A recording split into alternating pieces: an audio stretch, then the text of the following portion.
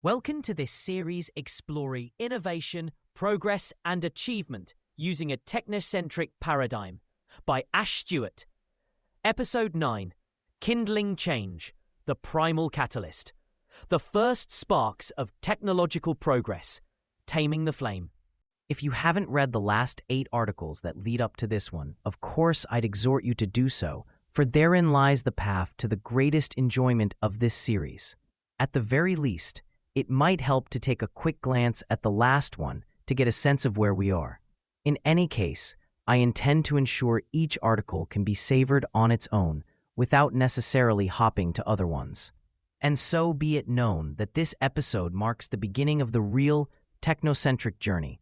Hop on board as we're going to get cracking right away. Picture this scene on what we can call day 1 of the Stone Age.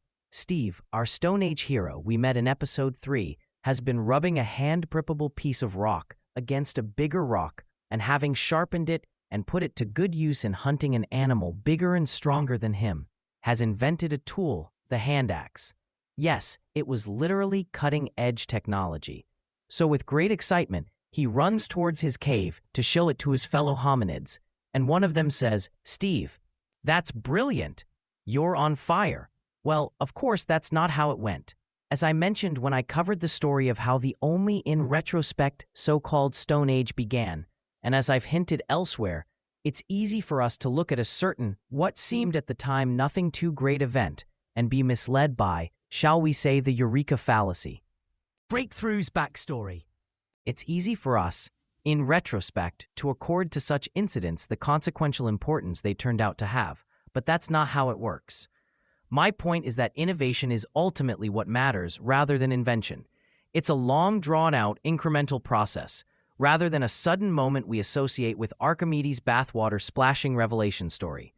The other point I want to make is about hindsight. Of course, when we look back at certain innovations such as this one, even where we recognize that they were baby steps and part of a larger series of incremental accretions that culminated in something substantial enough to be labeled a breakthrough, we still have the benefit of hindsight, and it's hard for us in many cases to even imagine how life was before a certain new innovation, an artifact, came to be that became part of our life. I belabor these points for a few reasons. If we want to, as is my goal in this technocentric journey, chart the course of human progress in a rewarding manner, it helps if we don't take such things for granted, and if we want to not only understand the world as it is today, but make an educated foray into considering what the near future might look like. Also, the goal here, it helps to understand both the mindset of the people before they stumbled upon any such specific example of innovation being examined, and the general circumstances, even the zeitgeist that prevailed around then. Beyond rubbing stones. So all that said, now that we're that much wiser, the other strong reason the above reaction by Steve's friends was very unlikely was that fire hadn't been invented yet. Well, more seriously, the story of how the Stone Age began, which I have chronicled in episode 3 as being when the first sharpened stone implement used to hunt animals for food, is somewhat incomplete. Because, as I said later in episode 4, there was also the bit about cooking the meat of the hunted down animal and the consequences thereof on hominid species diet, brain growth, and lifestyle chances, which are what together changed everything. It in fact led not just to the birth of technology, as I proclaimed previously, but it's what accelerated the evolution of early hominid species away from our primate cousins, to become us. So let's complete the rest of this story. Fire. Element of awe. Fire is a magical thing. Even today, it's a thing of awe. Yes, that's right, it can still fire our imagination. Fire has been celebrated across cultures and still is.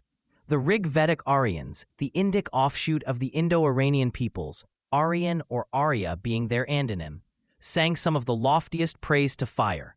It's indeed the very first word uttered in their elaborate compendium of praise, the Rig Veda, Agni, the same word in its cognate Latin form we have adopted to power our automobiles, ignition.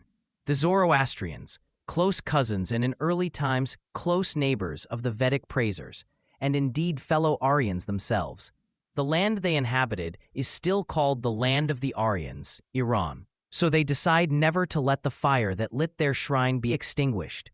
This is the fire temple of Yazd, also known as Atashkadeh or Yazd Atash Baram, located in Yazd, Iran, houses a sacred fire that is believed to have been burning continuously for over 1,500 years, dating back to the 5th century, which is somewhat comparable to sacred fire continuously preserved by the Vestal Virgins of ancient Rome, and perhaps also to what we still observe in a different, more time-limited way with the Olympic torch. So yes, much can be said of fire in poetry and in romance. It can be said to be the king of the elements. It represents energy, power, perhaps life itself. But all this is perhaps ultimately because it has extreme practical value, which I will go into much greater depth when in my Polymathon stream I introduce the ergocentric paradigm, where there's a lot more to say about it. From fear to hearth. For now, let's get back to aspects of it relevant to our technocentric paradigm. It's not so much fire in the abstract, romantic, or wild sense that matters here. Indeed, it's not so much fire per se, but the control of fire. That's key. Since the earliest time, man had known fire. Humans had seen forests burn, perhaps when thunder struck. Early hominid or primate species mostly harbored fear of fire. It was dangerous. It was threatening. It was unpleasant. We preserve this connotation to this day in the expression "burn my fingers." It must have taken some time and a fair amount of effort, and indeed some daring, to tame this element, not to mention potential disasters. So yes, no more eureka fallacy. This must have happened by incremental, innovative steps rather than in a flash. And as I was saying above, it's easy to take such a thing for granted. But let's take a moment to appreciate what a milestone it was to achieve practical, controlled fire. So, what's for dinner tonight, eh?